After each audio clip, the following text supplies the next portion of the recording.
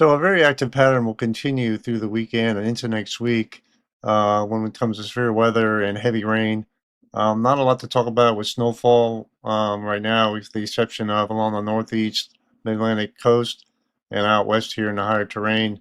Of course, we had some tornadoes here in Oklahoma and Texas overnight with this system pushing to the northeast, and so we got a lot going on. Not a lot of hazards here, but we do have red flag warnings in parts of Texas and Mexico, winter weather advisories, Colorado, Wyoming, Ohio, and points to the north, and in the northeast, dense fog advisories in the south here, as well as some wind advisories and other things in Montana and Nevada here. Some heavy rain out west here. And good morning. My name is Tim Mailer, meteorologist. Like my vid if you like it. I appreciate y'all if you would subscribe, share with your friends, and leave any comments in the comments below. I'll be happy to entertain any suggestions you might have. So let's get started here. So the forecast here for Middle Georgia. Let's go over this real quick. Sorry about that. 7-day outlook. Thursday, Friday, Saturday, Sunday, into Monday, Tuesday, and Wednesday. You can see highs in the 70s to 80s, approaching 90 degrees. Lows in the 50s and 60s, and chance for showers and thunderstorm each day, and possibility for strong to severe storms on Saturday. Interestingly, I think that's mostly in northern Georgia. So central Georgia, I don't think we'll have severe weather, but we'll see, right? Today, highs in the 70s and 80s with a chance of rain, especially higher out in western Georgia. Tonight, lows in the 50s and 60s with the highest precip probabilities here in northeast Georgia and Atlanta area and points to the northeast. Tomorrow, high temperatures again, 70s and 80s. Highest precip chances to the north. As you get further to the south, precip chances go down for tomorrow. As far as the extended here, this is the European ensemble. Um, we know it's going to be warm all through Wednesday into Thursday. Looking to be above normal even into the middle part of March. And then cooling off some, maybe approaching near normal or slightly below for highs and lows as we get towards move towards the end of March here. As part of the extended 3 to 7 day outlook, we this is more the mid-range, right? So high winds are expected out west here in the Intermountain West in the Southern California, maybe some heavy rain along the heavy precip along northwest coast.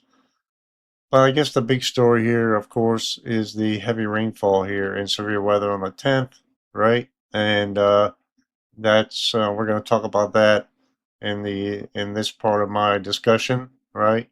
And the heavy rain potential during this time as well.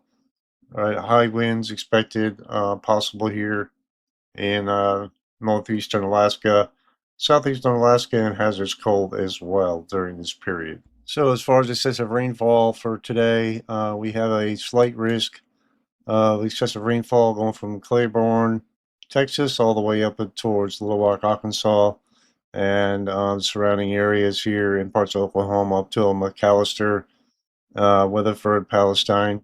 We also got a larger marginal risk going from central Texas, maybe north central Texas, northeastern Texas towards Shreveport, El Dorado, Jonesboro, Salem, Jefferson City, all the way up to uh, Quincy, Missouri, all the way up towards Chicago, into Wisconsin, all the way back to Minneapolis, Minnesota here. Most of Iowa and points southward here into central Oklahoma as well, towards Norman, and then just to the east, Abilene, Texas. We also have a marginal risk here of excessive rainfall in West Virginia area, right? Elkins, Logan, Maysville. And so not as big of a threat, but the biggest threat, of course, is in the slight risk area. And this is the precip, expected with this here. So the highest amounts are in these areas here, near Waterloo, in that area, and in central Arkansas, Fayetteville near Jasper, and points south here. So kind of spotty, but overall, the highest risk is down to the south here, even though it shows higher QPF up here, precip amount. Um, so that's for today. As far as severe weather, that by far is the biggest threat for today, right? A lot going on here. We have a slight risk down in parts of southwestern Texas, and a really large slight risk going all the way from Wichita Falls, parts of Kansas here, out towards Lincoln, Nebraska, Waterloo, Milwaukee, St. Louis, Texarkana, and then enhanced risk in the orange area here, down to McKinney, Texas, back towards Emporia, up toward Des Moines, Iowa, and points south towards Springfield, Missouri, with a larger marginal risk all the way up into Michigan, Indiana, Mississippi, the parts of Louisiana, all the way down to San Antonio and points westward here into Kansas, Nebraska, northwestern Iowa here. So a lot going on today. Tornado risk. So you see the hatched area here. This is a SIG 1, right? So anywhere within this SIG 1, there's potential for strong tornadoes up to EF2 reasonably, if you're a reasonable person, right? Maybe you're not reasonable, I don't know. But so what this new way of doing this allows the Storm Prediction Center to do is outline the probability of an EF2 within different areas. So you have your slight risk, which is 15%, or 10%, sorry, tornado risk within this area, okay? And 5% in the brown, okay? And then marginal risk, 2% outside of that area. So most of the area could get EF2 or EF2 or a little bit higher reasonably. So even if you're outside the 10% area here, right? You still could get a strong tornado, just not as probable here based on the percentages, right? So that's a tornado risk. Wind. The highest winds potential looks to be within the slight risk area and focused in parts of Kansas here, Missouri, um, western Illinois, southwestern Wisconsin here, and parts of Iowa. So what this means is SIG 1 is winds up to hurricane force, okay? So that's straight line winds.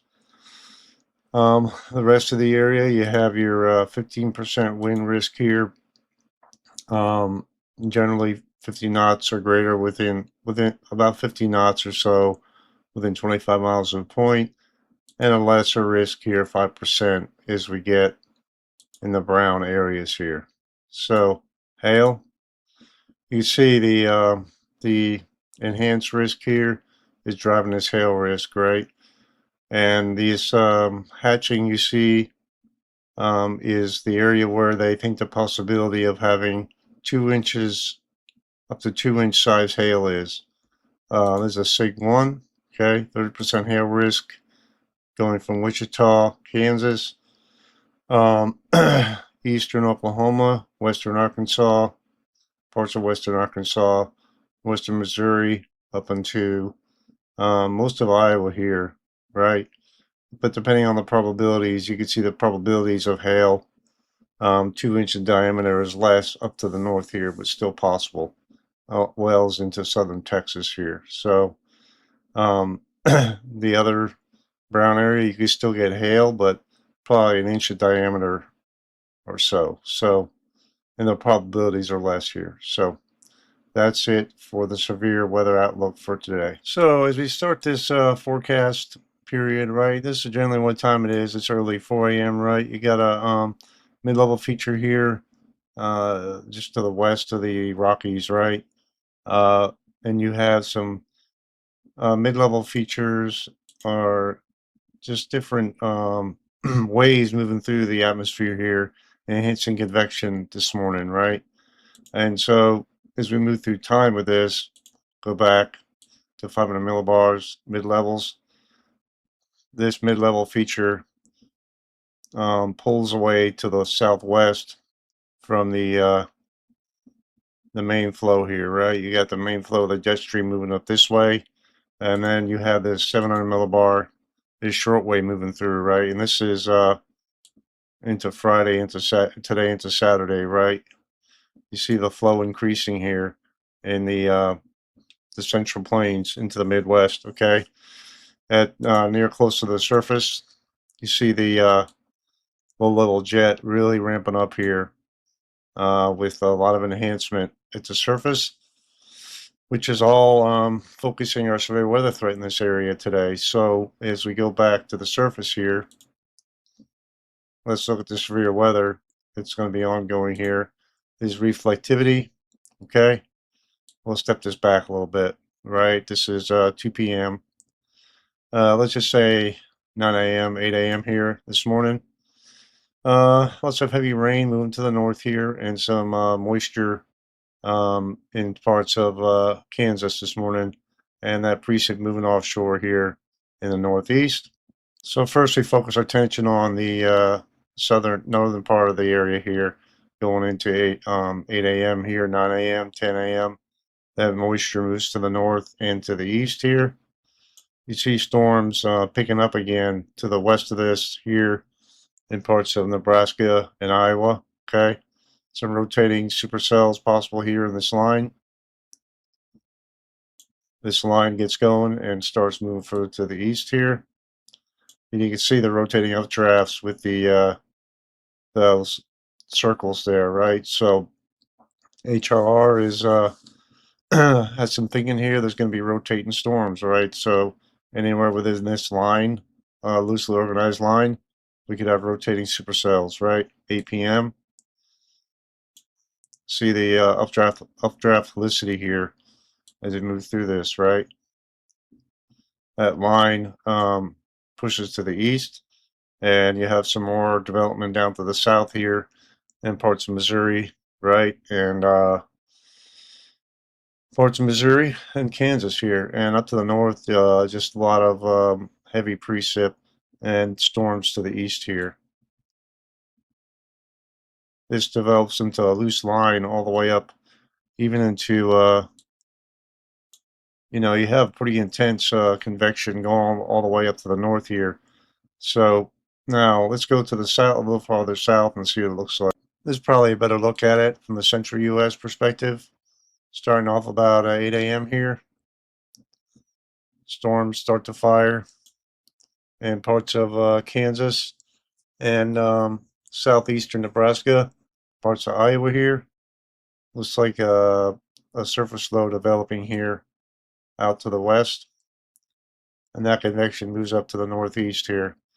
And right towards the end of this, you see development of more convection on the south side of this into Saturday morning. So, and that's where I'm going to stop this like 8 a.m. Saturday morning, and we'll talk about tomorrow in the next segment dedicated to severe weather for tomorrow. Okay, so let's go further to the south here. So this is 8 a.m. on Saturday. Not a lot going on in the deep south here. Storms start firing already within this regime here. Okay, just some general thunderstorms, right? And then you really get the convection starts to pick up here. All right, especially on the southern edge of this. Let's see if we can figure out what's driving this here real quick. I know I'm getting into the weeds here, but let's look at the dew points here. Let's go back a little bit. You see this push here along the dry line and maybe the cold front. Maybe some vorticity picking up here where this moves to the south. So let's look at some helicity values here.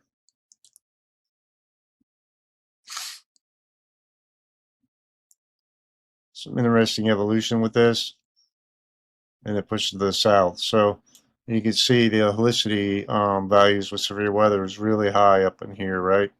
Let's go back to the surface.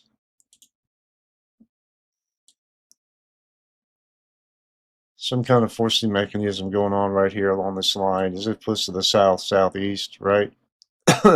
So that focus convection continues into Saturday, right? So that's gonna be pretty active here, right? And with the potential for the severe weather that we talked about, even into Texas as we get towards the end of this the first day, right? Like overnight, that's when it's expected to pick up here, right? So that's it for the first day here. Uh, of course, let's look at the temperatures real quickly here.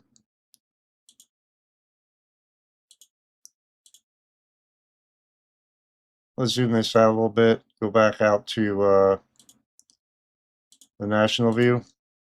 I know I'm taking a lot of time here, but I wanted to show you all this. This is today. All right, 8 a.m. See how warm it is all across here. Temperature is plenty warm to support convection anywhere within this area, right? So, but you may have some warm temperatures here, but the dew points may be, see how dry it is right here? So you have a dry line here, and you have a secondary dry line here. So wherever this, see this kink in the dry line right here? That's going to be important with that surface low. You can almost make it out here, moving to the north, right here. Different areas here. You see that? So very dry air to the west. Look at the dew points. -6. Very, very dry. So let's take a sounding real quick and look at this. 60, -9. That is that is crazy. Look at this. That's unbelievable. I'm gonna take a screenshot of this because um I gotta share this. Anyway, that's what's going on for day one. And so, you know, it's gonna be a busy day today. The biggest thing you need to do is make sure you have multiple ways to get weather alerts. There's plenty of ways out there to get them, and especially if you live in the areas we talked about for heavy rainfall and severe weather today. So on to day two. So as far as excessive rainfall goes, we got this slight risk now here in parts of San Antonio for tomorrow. This is day two, right? This is Saturday. Forecast for Saturday. Um, San Antonio, all the way towards Alexandria, Louisiana, parts of central Mississippi into northwest Alabama, southwestern Tennessee, central Arkansas, back to the west here, southwest, just south of Dallas, right? So, um, right, so they have this marginal risk going all the way up into New York State, a very large area where this boundary is setting up for tomorrow, right? All the way down to central Alabama into I don't know, south central Texas up towards Abilene and points to the northeast here. So this is the precip expected. So that explains why there's such a bullseye here. We're potentially a couple, 2, 3 inches of rain tomorrow in this area here. So not quite as focused up to the north here, hence the marginal risk. But overall, this is the biggest threat area for tomorrow for excessive rainfall. So severe threat continues into tomorrow, into Saturday, right? And we have two slight risk areas here, parts of into Texas here, San Antonio area, towards Dallas, towards southeastern Arkansas, western Mississippi, central Louisiana, and points to the southwest here. The larger marginal risk all the way up to the Great Lakes, central New York, Harrisburg, Pennsylvania, all the way down to Atlanta, Montgomery, Alabama, um, New Orleans, and in the coastal areas here up towards Abilene. So, then you got the slight risk also up here, uh, Maysville, Columbus, Ohio, up to Cleveland, up to Buffalo, and in parts of West Virginia as well. So a lot going on tomorrow, right? So tornado risk, we have just a marginal risk here in these areas. So not expecting any strong tornadoes here, but because there's no hatch, no conditional intensity, at least for tornadoes. But there's still a possibility of tornadoes in these areas, okay? So we look at hail with this. Well, wind, excuse me. So you can see what's driving the slight risk here, the wind risk in the yellow areas here, and the marginal risk, or the 5% wind risk in the brown area as well, which encompasses the whole area of our probabilistic outlook here. Hail, of course, down to the southern extent of this area, you have the potential for large hail, 2 inches diameter here in the hatched area, even within some of the brown shading here. So we have a higher probability of hail within this yellow area, 15%, and 5%. And the rest of the area, only expecting up to an inch in diameter hail. Of course, that's not a certainty, but lapse rates and other things and more heating, usually down in this area, larger hail is expected here with these kind of storms. So again, starting off at 8 a.m. on Saturday, this is day 2. This is the flow through the atmosphere, right? You got this mid-level feature retrograding to the west here. And you got this glancing blow with like a frontal boundary pushing the south here, a broad southwesterly flow going into the evening on Saturday, right? And so kind of an interesting setup here. And this is Saturday evening at 10 p.m. And you get towards 1 a.m. and this is where this model ends, right? So, but you can make out maybe some short waves move through the flow here, right? So let's go to 700 millibars here. Yeah, so going back with this a little bit. Saturday, 8 a.m. You see this mid-level feature, frontal boundary moving through, right? Some increased flow with it, okay? And on the southern edge as well. And some enhancement down here all the way up to the north. With still a troughiness setting up here, right? Let's go a little bit higher, lower in the atmosphere. Excuse me. You still, in general, there's a trough here, right? So along where this trough is and wherever there's a little bit of extra forcing, um, we get shower than storms bubbling up here.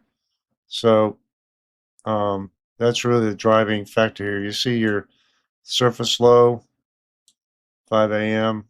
Well, there's surface reflection here. Let's go to the surface real quick. I'll show you here. Surface and precip. Sorry. There you go. See our surface low moving to the north here. Yeah, maybe one back in here into Texas. I'm not sure what's going on with that. But these kind of a trough or a cold front, a boundary moving to the south here, right? And that surface low moves to the north. And you really kind of got a nebulous flow pattern here with the trough dragging to the eastward here as well. And you can kind of make that out with the temperatures here. Let's look. You see the cooler temps on the western side here, 40s and 50s. So at least for during this period, it's going to cool off to the west of this boundary. But you see warming up again here as well. The dew points. See where the dry areas here, but a lot of moisture right along the Gulf Coast as we get into Sunday. Okay, so gonna have a hard time getting any severe weather after this right away. But as we get further into the next week, we get more moisture return, and you see this mid-level feature out west here, twisting around, right? So that's kind of the flow pattern here. Now we'll go over the radar of different regions here. Starting in the south, we got these lines of storms moving through. with a lot of convection ongoing as we get into Saturday, even in an afternoon, right? And maybe some rotating storms down here in southern Texas. You see where the boundary is here, getting oriented from southwest to northeast or almost parallel, right? So just heavy rain ongoing here on the Gulf Coast. And the tail end of this may be some rotating storms. Moving further to the north, it starts at 8 a.m. We got showers and storms all the way up into the Great Lakes, the Midwest here. This line pushes to the east with severe weather potential anywhere within this line, right? 11 a.m. Pushing to the south. You see you got this line pushing ahead of this other line. You see this looks like where the boundary for cold air is. Let's take our dry air. Let's take a look real quick. Yeah, you have like a trough pushing through here. And then you have the cold front further to the south. So you have this initial push here, and you have a colder push after that. So interesting difference here in temperatures, right? You look at the dew point. It's almost like yeah, you have two different boundaries here. You see it? So different air masses, right? So anyway, going back to the radar, let's take a look here. You see the bowing out of this some at the south end? It looks to be outpacing some of the convection, but as you get towards Sunday, most of the rainfall is west of the southeast here, right, where the better dynamics are, okay, and to the northeast. So the precip comes to an end pretty much Saturday night as this boundary pushes further to the south and to the east, with the exception out west here, okay, so. And this is 48 hours out. This is ending at 1 a.m. on Sunday. So let's go to the northeast region real quick, mid-Atlantic. Just see what that looks like. Not a lot to talk about here with just general showers and thunderstorms, but temperatures look to be relatively mild all the way up into New England as we get towards the end of the weekend. As far as day 3, 4, and 5 for excessive rainfall, we have this risk continuing here and down into with this boundary setting up in parts of Alabama, Georgia, Mississippi, Louisiana, all the way back into San Antonio, all along the Gulf Coast here as well. So, and a small part of southeastern Arkansas. So, continue to have this heavy precip along the Gulf Coast, and you can see the moisture and where the heaviest rainfall will be, at least according to the models right now, southern Texas and parts of southern southeastern Mississippi here. So excessive rainfall for day 4, which is Monday, right? Let's see, 1, 2, no. This is today. This is Saturday. This is Sunday. Okay, this is Monday. So we still have the risk for excessive rainfall here in Dallas, Texas area, eastern Texas, southeastern Oklahoma, southern Arkansas, north central Louisiana, um, most of Mississippi, most of Alabama, at least central north Alabama, and southwestern Tennessee here. At this range, we don't have the QPF, the precip total expected here. But if we look at, let's go to day 5 and we'll go back to that. So we have another boundary setting up here further out. This is Tuesday, right? So back to heavy rainfall here, down all the way down the Del Rio area, uh, most of eastern Oklahoma, northwestern Arkansas, most of Missouri, southeastern Kansas, most of Illinois, and most of Indiana and parts of Michigan as well, including the Chicago area, right near Lima, Ohio. So there's a lot going on here. So multi-day precip totals. So this shows where the heaviest precip totals day 1 through 7 are expected. See the highest amounts here into the upper Midwest. Squarely centered here in Louisiana, Arkansas, Mississippi area, and along the west northwest coast, and some here in the higher terrain with likely as well as the snow. Of course, out west here, that's the case as well. The southeast is looking to miss out on any heavy rainfall here. That doesn't rule out any storms, right? But heavy rainfall is not in the forecast, at least right now. As we get into Sunday and extended for severe weather here, we have just a risk of general thunderstorms, thankfully, in the southeast all the way along the Gulf Coast here. So we get a little bit of a break here. So as we go even further into it, we go to day 4.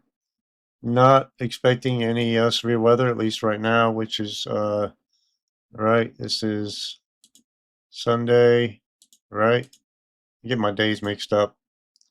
Okay, this is Tuesday, Wednesday.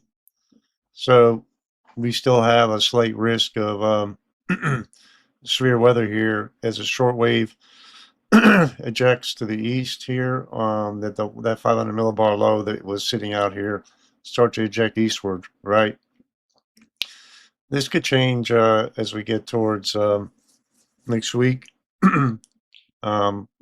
Location or where, um, location or intensity, things like that. But as of right now, from southern Illinois to parts of Missouri, Arkansas, Texas, Oklahoma, and Kansas.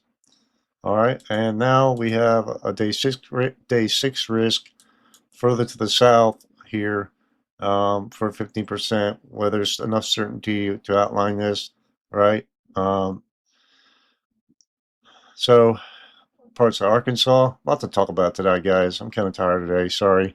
Louisiana, Austin, Texas, up to McKinney, Dallas, and like I said, up to Little Rock, Arkansas, and parts of eastern Mississippi.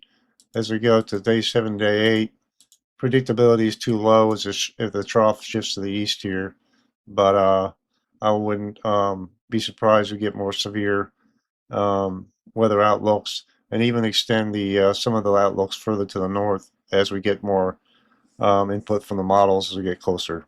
So as we begin the extended, we have looks like a split flow pattern here with a mid-level low down to the south here, and this is the GFS model.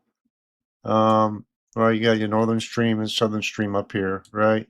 And you still have this pretty strong jet streak moving through the northeast with some enhancement up here as well, but a general west to east flow throughout the nation, really.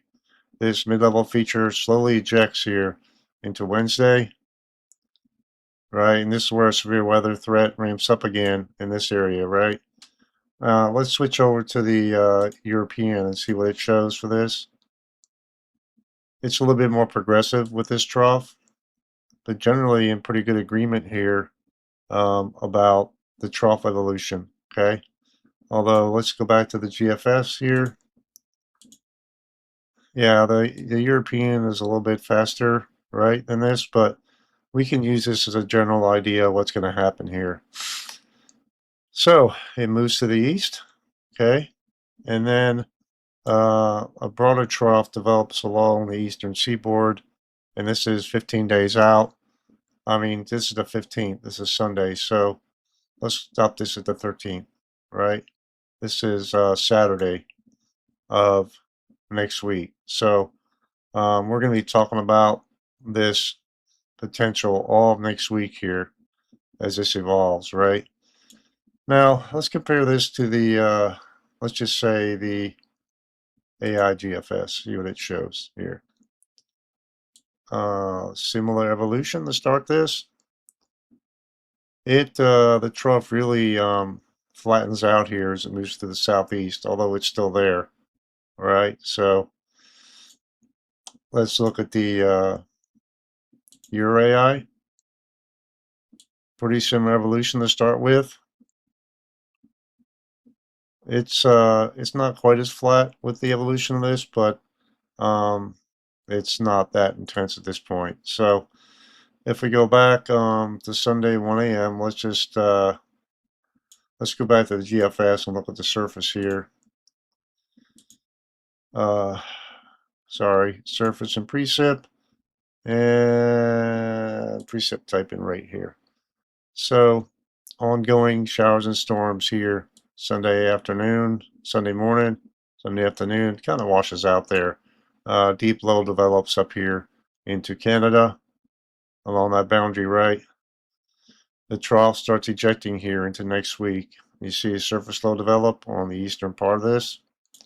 And you see up to the northeast here, we could really get an overrunning type event here with a cold air to the north, high pressure up here. That moves out. We haven't talked much about winter weather lately, so the GFS wants to develop a surface low right along where this low is, right? And move to the east. You see what we got going on here as we get towards next weekend. We got a CAD wedge in place, right? And we look at temperatures. You see the isobars here, lines of equal pressure. You see here how they are moving down generally this way. See the high pressure on at the surface here, driving cooler air down here, right? So you get your surface low right along the coast here, okay? So going back, take that off. Let's see what the evolution of this is. Looks like more of an overrunning type of event than any kind of severe weather here. But let's take a look here. When we have these kind of things, wherever the boundary sets up, like the between the cooler air and the warmer air, we could get severe weather. So not forgetting about the Midwest here, we got another low maybe ejecting up to the north here, and we get some snow on the northern side of this, but this is pretty far out. This is the 14th. So going back to the southeast here, let's focus on it real quick. So I chose this view because it just gives a better overall idea here. So let's look at temperatures with this and dew point. So temperatures here, you see a CAD wedge in place here with cold temps up to the north here and a cooler temps being pushed to the south. You see where there might be a boundary here, 60s, 50s, right? I look at dew points. You see where the dew point difference is here. The boundary setting up, right? So that pushes to the south. And then maybe pushes back to the north here, but kind of gets cut off. The CAD wedge looks to be pretty stout here, right? And so let's go back to the 10-meter wind here, the surface low, see where it goes. So let's zoom out real quick.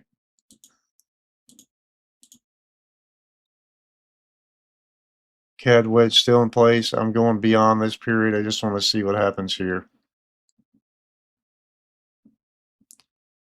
Not a lot to talk about, really. So go back to surface and precip one more time. Let's go back here. All right, so that moves through. Maybe a surface low developing off the eastern seaboard, but not a lot going on. And we get into the extended, gets more uncertain here. But what looks to be a colder push air from the northwest, maybe in the extended. And then it's more uncertain, you know, and don't think this to the bank is going to happen, right? We'll switch to the European and see what it does with this. Totally different scenario with a deeper trough developing off the eastern seaboard. You see this strong cold front pushing through, right? So we'll see how this all plays out. But if we start this period, we can go back and look at this evolution here. The European agrees on the CAD wedge as well. So that's that looks like a good possibility here for the long term. And that about does it for my forecast for today. I appreciate y'all watching and hope y'all have a good day. Stay safe out there and God bless.